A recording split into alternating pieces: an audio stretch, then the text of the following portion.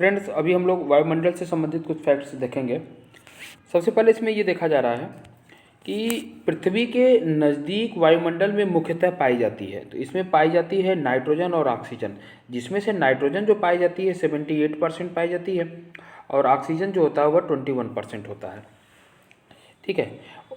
अगला पॉइंट यह है कि वायुमंडल में सबसे अधिक किस गैस का प्रतिशत है, तो यह होगा आपका नाइट्रोजन गैस का, जिसका कि परसेंटेज कितना है 78% है। फिर देखिएगा कि पृथ्वी के धरातल से ऊपर की ओर वायुमंडल के विभिन्न स्तरों का सही अनुक्रम है। तो देखिए ये है सबसे पहले धरातल से ऊपर की ओर जाना, यानी सबसे नीचे है क्षोभ मंडल, फिर समताप मंडल है, फिर मध्य मंडल है और फिर हो गया आयन मंडल। ठीक है, यानी सबसे पहले क्षोभ मंडल, समताप मंडल, मध्य मंडल और आयन मंडल। ठीक। अगला पॉइंट ये कह रहा है अधिकांश मौसम गतिविधियां जिस वायुमंडलीय परत में होती हैं उसे क्या कहते हैं, तो वह है हमारा क्षोभ मंडल। यानी जो नीचे वाली लेयर है, मौसम की जितनी भी गतिविधियां हो रही, मौसम संबंधी सारी की सारी घटनाएं कहाँ होती हैं, क्षोभ मंडल में ही होती है, यानी पृथ्वी के जस्ट ऊपर वाली लेयर में। समताप मंडल को जेट विमानों की उड़ान के लिए आदर्श माना जाता है, क्योंकि यानी इसके बाद कौन सा, क्षोभ मंडल के बाद दूसरी लेयर है समताप मंडल, तो ये जेट विमानों के लिए सबसे ज़्यादा सही है। क्योंकि इस परत में बादल तथा अन्य मौसमी घटनाएं नहीं होती है। यानी जेट विमान जब उड़ेगा तो उसको किसी भी तरह का टेम्परेचर का डिफरेंस या ये सभी चीज़ों का सामना नहीं करना पड़ेगा, क्योंकि मौसम से संबंधित घटनाएं समताप मंडल में नहीं होती हैं। ठीक है। फिर देखिए ओजोन परत स्थित है। ओजोन परत को हम लोग फार्मूला क्या लिखते हैं, O3 लिखते हैं। मॉन्ट्रियल प्रोटोकॉल इसी से संबंधित है। 16 सितंबर का डेट जो है ये मनाया जाता है ओजोन लेयर के लिए, ओजोन दिवस के रूप में मनाया जाता है।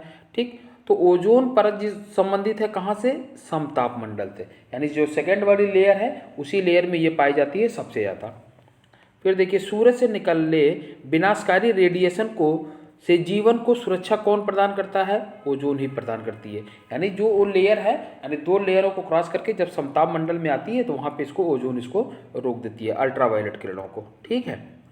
समताप मंडल में ओजोन परत का कार्य है, तो समताप मंडल में जो ओजोन परत है उसका काम क्या है कि भूतल पर पराबैंगनी किरणों विकिरण को रोक देना। जो पराबैंगनी किरणें आ रही हैं उसको रोक देता है ये समताप मंडल में ही। ओजोन परत स्थित है पृथ्वी की सतह से 15 से 20 किलोमीटर की ऊपर वायुमंडल में। अगर हम पृथ्वी के लेयर से बात करेंगे तो 15 से 20 किलोमीटर में है ये। रेडियो तरंगों के विक्षेपण के लिए उत्तरदायी है, तो रेडियो तरंगों के विक्षेपण के लिए है आयन मंडल या आयनोस्फीयर। उत्तरी ध्रुव प्रकाश के लिए वायुमंडल की जिम्मेदार परत है आयन मंडल। ठीक है ना।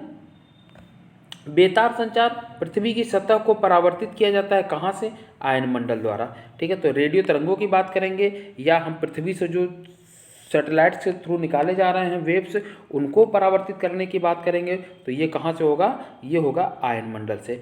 फिर आते हैं कि संचार उपग्रह वायुमंडल में स्थित किए जाते हैं कहाँ, बहिर्मंडल में। ठीक है। संचार उपग्रह, जितने भी संचार उपग्रह भेजे जाते हैं सब यहीं पे स्थित किए जाते हैं।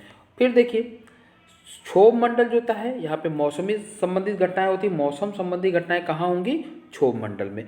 समताप मंडल में क्या होगा, यहाँ पे होगा ओजोन की परत। और आयन मंडल में क्या होगा, पृथ्वी की सतह की ओर परावर्तित रेडियो तरंगे। यानी पृथ्वी की सतह पे आने वाली रेडियो तरंगों को परावर्तित कौन करेगा, आयन मंडल करेगा। ओजोन की परत कहाँ होगी, समताप मंडल में होगी। मौसम संबंधी घटनाएं कहाँ होंगी, तो ये होंगी क्षोभ मंडल में। और जेट विमान कहाँ उड़ेगा, ये भी उड़ेगा आपका ओजोन परत में ही, और ये 15 से 20 किलोमीटर की रेंज में पाया जाता है पृथ्वी की सतह से। अभी तक जो ये वायुमंडल पॉइंट्स थे इससे यूपीपीसीएस आईएएस वगैरह में इतने ही क्वेश्चन पूछे गए हैं। बाकी हम लोग मिलते हैं अगली वीडियो में, तब तक के लिए थैंक यू।